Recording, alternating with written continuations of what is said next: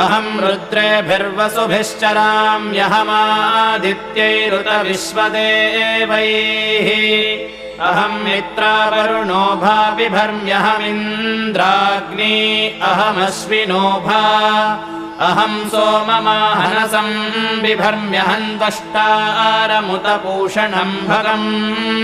अहं दधामि द्रविणं हविष्मते सुप्राव्ये यजमानाय सुन्वते अहं राष्ट्री सङ्गमनी वसूनां चिकितुषी प्रथमा यज्ञियानाम् तां मा देवा व्यदधुः पुरुत्रा भूरिस्थात्रां भूर्या वेशयन्तीम् मया सोमन्नमत्ति यो विपश्यति यः प्राणिति य ईं शृणोत्युक्तम्।